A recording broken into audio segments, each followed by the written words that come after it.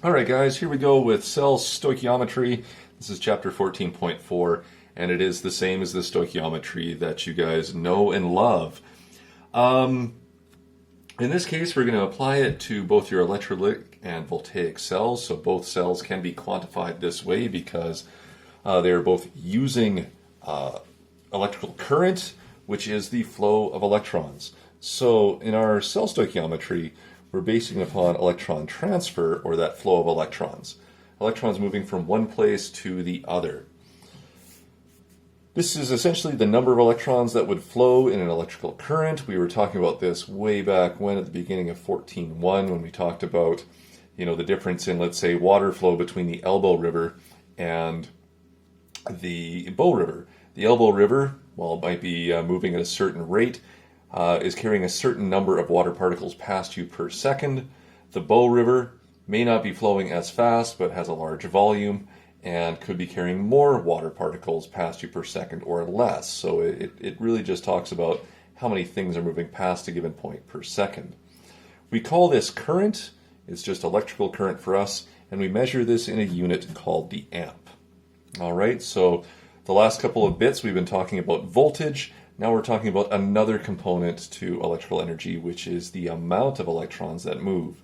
So 1 amp is the amount of electrons carried past a given point or a certain part of your electrical circuit, or from one place to another in your electrolytic or voltaic cells per second. So there is a unit of time when we start talking about this one.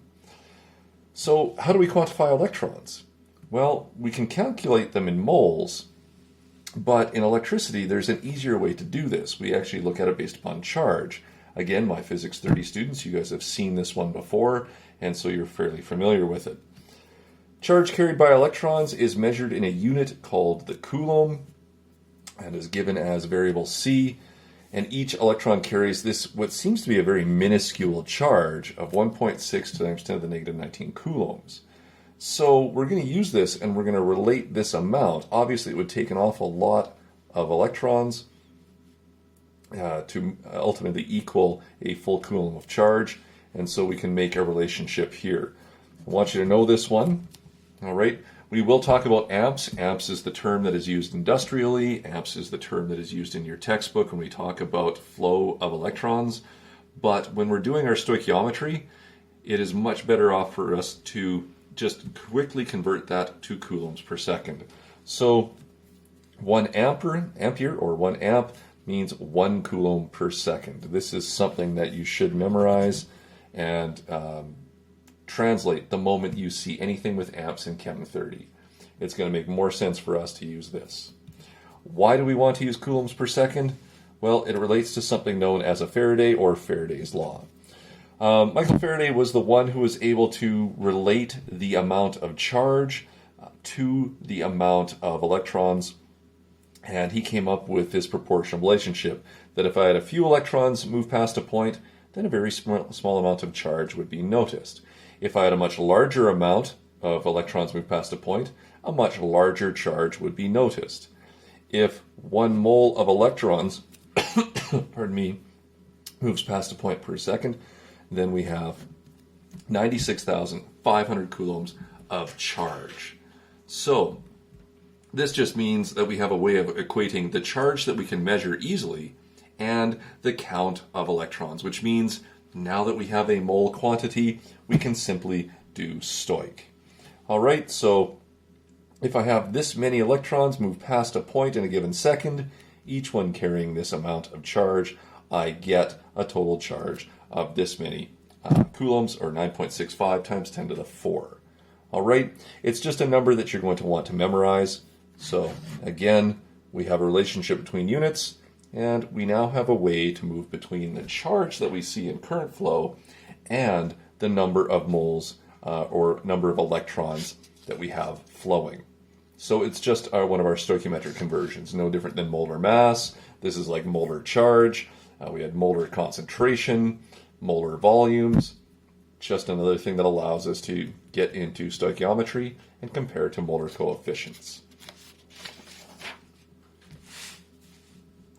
So let's get through one example on this. We'll get through the other examples maybe in the next segment of the video. Here we have a reduction half reaction. What mass of aluminum in the reduction half reaction would be deposited at the cathode if a current of 20 amps ran for a total of 1 hour? All right, we can see the answer here, but when we get into cell stoich, one of the things that you guys are really going to like is it only involves the half reaction. We don't have to do net redox or anything with these. This is nice and simple and straightforward. It's just unit conversions and a mole ratio. The reason why I only use the half reaction is I need to see the number of electrons. In any balanced equation, remember, we cancel that one out. So, reduction of aluminum. If I want to reduce aluminum, I should have the aluminum 3 plus ion, 3 electrons being gained, and solid aluminum being produced. Remember, you do have a reduction half reaction table. There's your reduction of aluminum or to aluminum down at the bottom.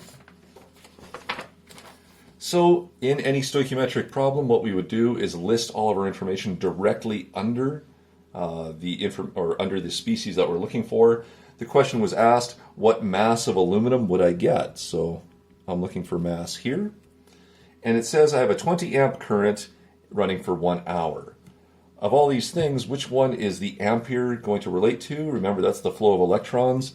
And so I have 20 amps, but it's going to make more sense to write this as coulombs per second, and it'll just go underneath my electrons. The time that things are flowing also plays a role, so my 1 hour is really related to current flow, and therefore my electrons. Time is in this unit for amperage, so therefore my time unit down here kind of goes with it. From here, it's just running through my particular problem to get to mass. I have all this information here. I need to find a way to get to moles. Now, we can start with any given piece of information. It's all going to work out for us. But let's say I start with my 20 amps. All right, so here we have 20.0 amps, which is 20.0 coulombs per second of electrons. And now I'm just canceling out units. All right, I can cancel out my seconds with my time limit here. Remember that 1 hour is 3,600 seconds. And so seconds now go, and I now just have to cancel out my coulombs.